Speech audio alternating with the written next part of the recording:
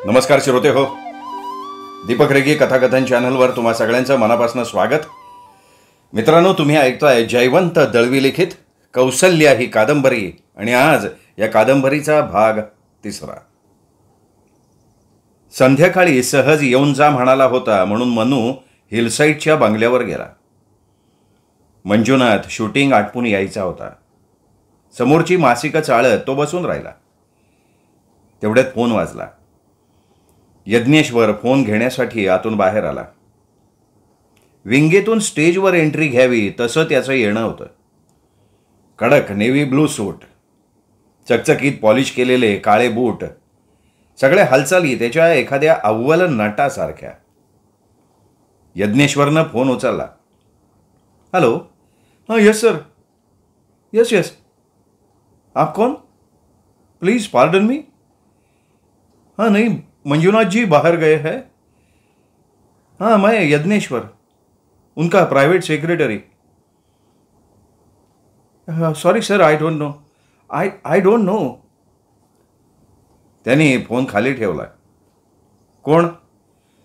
फिल्मवरचा माणूस. काय हवंय त्याला?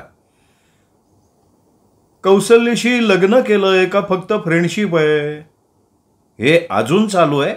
रोज रोज चालू आहे. 10 फोन फक्त तेवढ्यासाठी येतात. आणि दुसरं म्हणजे उर्मिलाबाईंचं काय झालं? त्या कुठे गेल्या? खरंच कुठे गेली असेल रे? I don't know. यज्ञेश्वरनं सराईतपणे उत्तर दिलं. त्या ऐकून मनूला हसू आलं. आज तुझं शूटिंग वगैरे होतं का? छे हो. का हो? नाही, हिरोसारखा तरतरीत दिसतोयस, मेकअप वगैरे केल्यासारखा. यज्ञेश्वर मनापासून हसला आणि म्हणाला, कामं कुठे मिळत आहेत मनूबाई? साहेबांचंच आत्ता कुठे बसतान बसतंय. मराठी हिरोला विचारतोय कोण? सगळीकडे पंजाबी हिरो. पण सध्या मंजुनाथाबरोबर करतोयस ना तू काम कुठल्या तरी पिक्चरमध्ये? नाही नाही, त्याच्यात काही अर्थ नाही हो. का? अहो ड्रायव्हरचं काम आहे. मंजुनाथचा? हो. काम कसलं? समोरच्या मिररमधनं मागचं बघायचं. मागचं काय? तेही नेहमीचंच. आणि एकदम ॲक्सिडेंट, हॉस्पिटल, डॉक्टर, ऑपरेशन. तरीही तुझी प्रगती आहे बरं का यज्ञेश्वर. कशी काय? हॉस्पिटलात गेलो म्हणून? नाही रे, दिल का सवालमध्ये तू नुसता आंधळा होतास. इथे डोळ्यांनी बघायचं तरी काम आहे. यज्ञेश्वर एकदम मोठ्यानं हसला. आणि अशा हसण्यात आपल्या हातून चूक झाली असं समजून एकदम गप्प झाला, गंभीर सुद्धा. मग तक्रारीच्या सुरात म्हणाला, साहेबांना किती सांगून पाहिलं मनूबाई, पण साहेब घ्यावा तसा इंटरेस्ट घेत नाही तो. थोडा वेळ तो थांबला. कदाचित बोलू का नको असा त्याने विचार केला असावा आणि मग म्हणाला, अहो घरनं पळालो, शिक्षण मध्येच सोडलंय. आता 2-3 वर्ष झाली. असाच अधांतरी लोंबकळतोय. तुमच्या तरी नाटकात द्या की मला एखादं काम. गेल्या आठवड्यात तुमचं यदुनाथ नाटक बघितलं. छान आहे, आवडलं मला ते. त्यातला यदुनाथचा रोल मी झकास केला असता. अरे पण ते नाटक मंजुनाथला आवडलं नाही. का? ऐन तारुण्यात कमरेतनं लुळ्या पडलेल्या बायकोची सेवा करण्यात यदुनाथ आयुष्य घालवतो ना, म्हणून. ती दुसरं लग्न कर म्हणून आग्रह करते, पण यदुनाथ ते मानतच नाही. मंजुनाथला हे सगळं खोटं, मेलोड्रामॅटिक वाटतं. यज्ञेश्वर फक्त अर्थपूर्ण नजरेनं हसला. तेवढ्यात पुन्हा एकदा फोन आला. पुन्हा एकदा आय डोंट नोची फैर झडली. त्यालाही कौशल्यसंबंधी आणि उर्मिलेसंबंधी जाणून घ्यायचं होतं. हा एक यज्ञेश्वरच्या डोक्याला तापच होता. झुंजारराव नाटक कुठपर्यंत आलंय? मनून एक कुतूहल म्हणून विचारलं. मला रोल दिलाय जाधवरावाचा, मोठा रोल आहे. यज्ञेश्वर स्वतःवर खुश झालेला दिसला. हसत म्हणाला, आणि हो साहेब झुंजारराव. आणि कमळच्या कौसल्या? हो, मस्त टीम जमली आहे. नाटकाच्या तालमी सुरू झाल्या का? कपाळाच्या. एकदा वाचन झालं, अजून कशाचा कशाला पत्ता नाही. बाई कुठे मंजुनाथ बरोबर गेलेत? चे कुठेतरी शॉपिंगला गेलेत. माहेरी अजून समेट झाला नाही? तो फक्त हसला. म्हणजे समेट झालेला नसावा. मनूला वाटलं सगळं होऊन गेलं, आता वैर मिटून एकी व्हायला हरकत नव्हती. पण केरबा नानांनी ते फारच मनात ठेवलेलं दिसतंय. दोघात 12-13 वर्षाचं अंतर. आणि पहिली बायको कुठे बेपत्ता असताना तिच्या पाठोपाठ कौशल्येनं जावं हे त्यांना पटू शकलेलं नाही. त्यात त्यांचीही चूक नव्हती. तेवढ्यात बंगल्याच्या आवारात मोठ्या वेगानं मोटार येऊन थांबल्याचा आवाज आला. एकदम 60-70च्या वेगानं यायचं आणि जोरानं ब्रेक दाबत गाडी थांबवायची हे आसुरी तंत्र म्हणजे मंजुनाथच. एकदम छाती पुढं काढून विशीतल्या तरुणासारखा बूट आपटत मंजुनाथ हात आला. कौशल्य कौशल्य असा घोष करतच आला. जणू त्याला कौशल्याशिवाय क्षणभर धीर धरवत नव्हता. बाई शॉपिंगला गेल्यात. अच्छा, बरोबर कोण गेलाय? शैला इनामदार आहे. गुड. मनू बघत होता.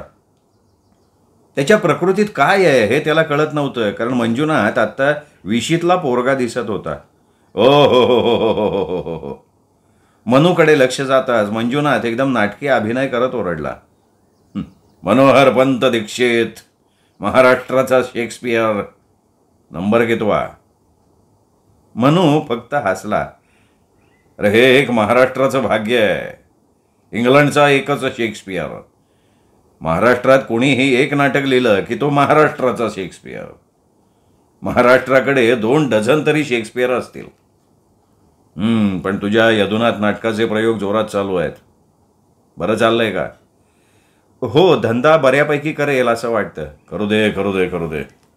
हा विषय आपल्याला काही आवडला नाही. तो एकदम बोगस. अरे तो नायक यदुनाथ केवढी बडबड बडबड बडबड बडबड करतो. बायको कमरेतनं लोळी पडते. काय गरज होती का तिला लोळी पाडायची? धड धाकट का नाही? सगळं काही एन्जॉय करण्याची क्षमता असलेली का नाही? म्हणजे प्रेक्षकात तिच्याबद्दल करुणा निर्माण करायची. ती सांगते यदुनाथला दुसरं लग्न करा. हा तुमचा नाटकातला संघर्ष. ती म्हणते लग्न करा.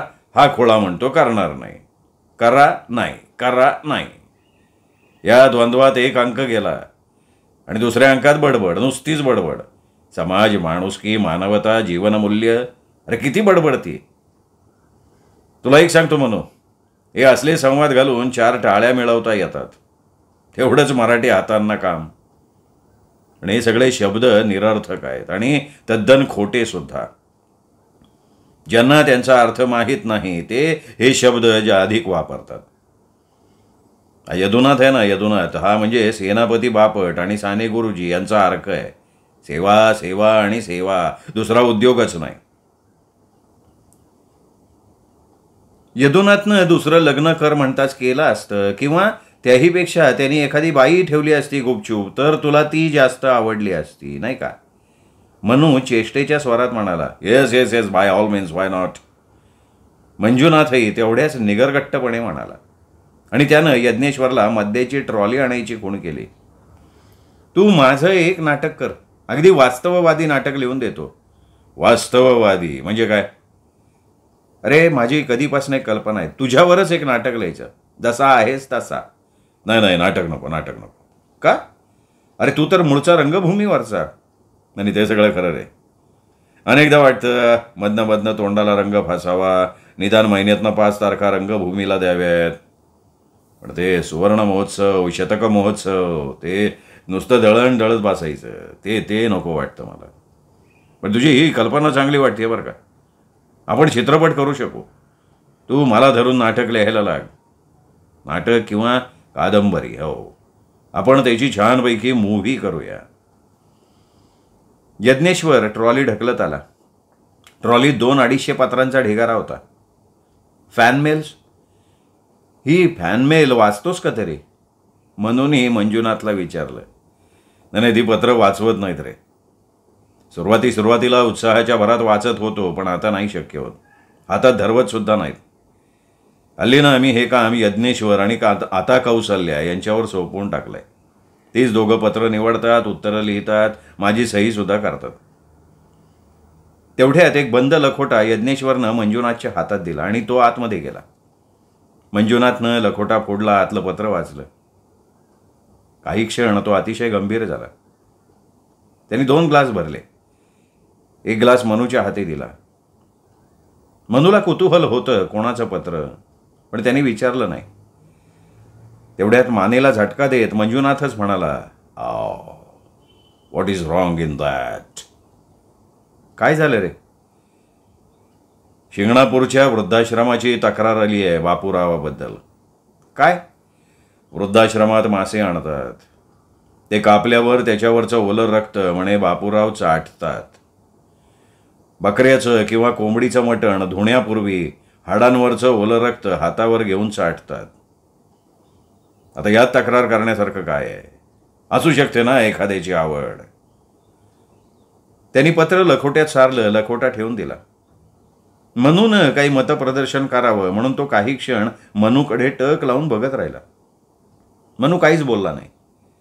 त्याला वाटलं आपल्या घरी मासे आणले असते किंवा मटण आणलं असतं आणि त्याच्यावरचं ओलं रक्त कोणी चाटू लागला असता तर आपण त्याला असं करू नकोस असं सांगितलं असतं का? एखाद्याची ती आवड असते म्हणून त्याला रक्त चाटू दिलं असतं. चाटू नकोस असंच सांगितलं असतं का? ओल्या रक्ताची चटक ही हिंस्त्र वृत्तीचं लक्षण आहे का? माझ्या पाठीवर आलेली घालवून द्यायला लागले तर जाईना म्हणून तिला उचलून विहिरीत टाकली आणि पाय निसटून पडली म्हणून बोंब मारली. हे रमाबाईंचे शब्द त्याला आठवले. बापूरावात ही हिंस्त्र प्रवृत्ती असावी. भीत त्यांनी मंजुनाथला विचारलं, बापूरावांमध्ये हिंस्त्र प्रवृत्ती असेल का? असेल की, कोणात नसते. What is wrong? हे बघ, मी याच्यात काही लक्ष घालणार नाही. आणि हिंस्त्र प्रवृत्ती असली तरी करून करणार काय? अखेर वय काय आहे बापूरावांचं? मनू शांतपणे ऐकत राहिला आणि मध्येच अडखळत म्हणाला, बापूरावांच्या बायका बऱ्याच झाल्या ना रे? अरे असतो एखाद्याला शौक, ताकदीप्रमाणे खाणं लागणारच की. हो, पण त्या गेल्या कशा? दोघींना त्याने हाकलून दिलं सोडचिठ्ठी देऊन. फक्त एकटी सीताबाई विहिरीत पडली पाय घसरून. पाय घसरून का? मंजुनाथ एकदम मोठ्यानं हसला आणि म्हणाला, धरती माते मला पोटात घे असंही म्हणाली असेल ती आणि मग तिने विहिरीत उडी मारली असेल. एवढं बोलून तो खदा खदा हसला. या घटनेला तो हसू कसा शकतो याचं मनूला आश्चर्य वाटलं. हीच ती हिंस्त्र वृत्ती असेल का? त्याला प्रश्न पडला. बापूराव शिंगणापूरच्या वृद्धाश्रमातून कुठेतरी दुसरीकडे गेले असं ऐकलं होतं. मनू मंजुनाथला म्हणाला, शिंगणापूरच्या वृद्धाश्रमात कुठल्या तरी बाईशी असभ्य चाळे केले म्हणून त्यांना तिथनं हाकललं असं रमाबाई म्हणाल्या होत्या. का जातील का? नाही, वृद्धाश्रमातल्या कुठल्या तरी बाईशी. तुला कोणी सांगितलं? नाही, आठवत नाही. अरे हे तुला आईने सांगितलेलं असणार. बापूरावांच्या बद्दल ती वाईट वाईट बातम्या सोडून देत असते, त्यांना पाण्यात पाहते. काय त्या दोघांचं आहे कोण जाणे. एक क्षण त्यांचं कधी पटलं नाही. लहानपणी सुद्धा आमच्या दोघांच्या मनात बापूरावांसंबंधी विष कालवायची, माझ्या आणि शिवानंदाच्या. शिवानंद पूर्ण तिच्या कह्यात गेला, मी वेगळा राहिलो. मला विचार केला ना की बापूरावांच्या सगळ्या गोष्टी चूक नाही वाटत. एखादा माणूस 2 चपात्या खाऊन उठतो, दुसरा एखादा 4 किंवा 8 सुद्धा खाईल. त्याची भूक तुम्ही मान्य कराल का नाही? का सगळ्यांना 2 चपात्यांचा नियम लावाल? अरे, चपात्यांची भूक आणि सेक्सची भूक या 2 सारख्याच गोष्टी मानायच्या का? का मानू नये? मी मानतो. हे बघ, ज्याच्या त्याच्या गरजा असतात त्या पूर्ण झाल्या पाहिजेत. मनू काहीसा तुच्छतेनं हसला. कदाचित व्हिस्की ही थोडीशी चढली असेल म्हणून तो तुच्छता दाखवू शकला. थोडासा धीर करून म्हणाला, थोडं बोलून टाकतो. बोल की बोल. मंजुनाथ, तुझी गरज होती ती भागली. पण शिवानंदाचं काय झालं? फॉर दॅट मॅटर रेखाचं सुद्धा काय झालं? ती आता वाऱ्यावरच पडली ना. मंजुनाथकडे काही खुलासा नव्हता. तो बराच प्यायलाही होता. दोन्ही हात पसरून तो म्हणाला, फॉल आउट, फॉल आउट. हे बघ, आपण काहीही करू शकत नाही अशा या गोष्टी आहेत. रेखाला काय मी कायमची बाळगू शकत नाही. तसंच शिवानंदाची मनस्थिती सावरू शकत नाही. आपण काय करणार? तूच सांग ना, काही आहे का उपाय? इथे नीती येते. दुसऱ्यावर होणाऱ्या परिणामांचा आधी विचार करून गोष्टी कराव्या लागतात. नाही, एवढं आखीव रेखीवपणा जीवनात सांभाळणं खरंच खूप कठीण आहे. तो सांभाळला ना तर मग चैतन्यच राहणार नाही.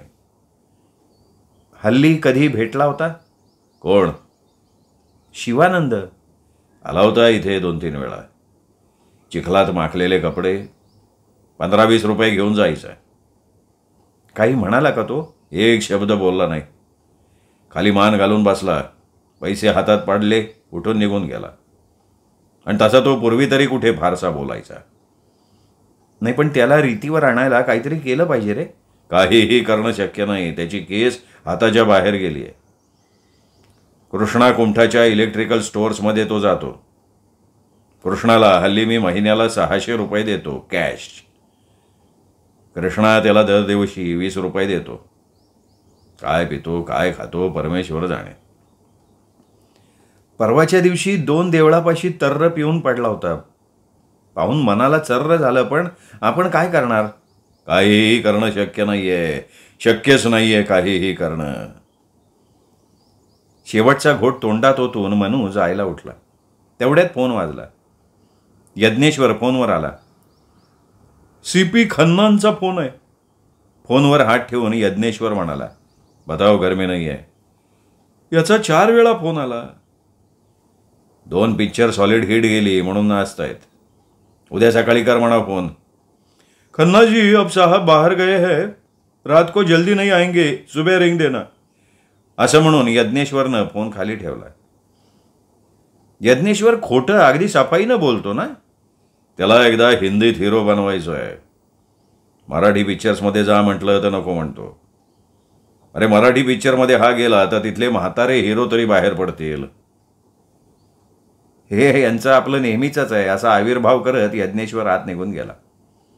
पण आज परत जाताना मनूच्या मनात एक समाधान होतं. रेखाच्या बाबतीत त्यांनी कबुली दिली होती.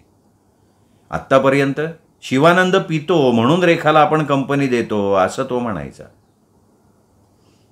दिवाणखान्यातल्या कोचावर कौसल्या शांत बसली होती. आपल्याच विचारात आतल्या आत बुडून गेली होती. अलीकडे तिच्यात थोडाफार बदल होत होता. पूर्वीप्रमाणे उत्साह सळसळत नव्हता. आपल्या भोवती ती शिंपला बंद करून घेतेय का काय असं वाटत होतं. थोडं मन रमावं म्हणून ती झुंजारराव नाटकातले आपले संवाद पाठ करत होती. तेवढ्यात फोन वाजला. ऐकू न आल्यासारखी ती संवाद वाचण्यात गर्क झाली होती. यज्ञेश्वरनं फोन घेतला. हॅलो, हाँ यस सर, हाँ जी हाँ, अभी निकलते, शुक्रिया. त्यांनी फोन खाली ठेवला आणि म्हणाला, प्रोड्युसर यशपाल ठाकूरांचा फोन होता. साहेब निघालेत का ते विचारत होते. कौशल्यानं फारसं स्वारस्य नाही दाखवलं. मनातल्या मनात संवाद वाचत तिने फक्त यज्ञेश्वरवरनं थंडपणे नजर फिरवली. साहेब लगेच निघतायत? तिने विचारलं. आवाज शुष्क झाला होता. हो. यज्ञेश्वर इतकी ही आपल्याला मंजुनाथची माहिती नसते याचं कौशल्याला वैषम्य वाटलं. विचारांची देवाणघेवाण थांबतीये का असा एक विचार मनात येऊन गेला आणि कौशल्याला आतल्यात कोंडल्यासारखं झालं. म्हणजे आजही नाटकाची तालीम नाही. एक तालीम धड झालेली नाही. मला बिझी ठेवण्यासाठी हे नाटकाचं सोंग आहे. कौसल्या उद्वेगानं म्हणाली आणि तिने विचारलं, यज्ञेश्वर थोडा वेळ तू माझे संवाद घेतोस का रे? हो चालेल की. तेवढ्यात परत फोन वाजला. हॅलो, यज्ञेश्वर म्हणाला आणि गोंधळला. पलीकडच्या व्यक्तीनं फोन पटकन खाली ठेवला होता. कोणाचा रे फोन? कौशल्यानं विचारलं. कोण जाणे. तिने खाली ठेवला. तुमचं नाव घेतलं, कौसल्या. पण माझा आवाज ऐकताच फोन पटकन खाली ठेवला. आवाज मात्र बाईचा होता बरं का. कौसल्याने एकदम पुस्तक मिटलं. ती विचार करत राहिली, कुणाचा असेल हा फोन? आता कितीतरी दिवस झाले बाई नाव काही सांगत नाही. तिचं मन पुन्हा पुन्हा खंगायला लागलं. त्यातनं सुटण्यासाठी ती म्हणाली, चल रे थोडा वेळ तालीम घेऊया, म्हणजे हे नाटक बसायचंय एवढं तरी कळेल साहेबांना. कौसल्या कमळजा झाली आणि यज्ञेश्वर तात्पुरता झुंजारराव. यज्ञेश्वर हाही एक गुणी नट आहे हे तिच्या लक्षात आलं. साध्या तालमीतही तो झुंजाररावाचे संवाद नुसते वाचत नव्हता, तर अंगात झुंजारराव संचारल्यासारखा संवाद फेकत होता. कमळजा दिवाणावर झोपते, दचकून जागी होते आणि म्हणते, कोण ते? आपण का? निजायचं ना आता? कमळजा, आज निजताना जगदंबेचं स्मरण केलं होतंस का?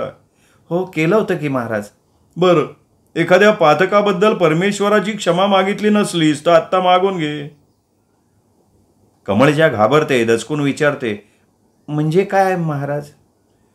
कमळजा, चल आटप लवकर, मरणाची तयारी कर, मरणाची. ही तालीम चालू असताना बाहेर जाण्याच्या तयारीनं मंजुनाथ आला.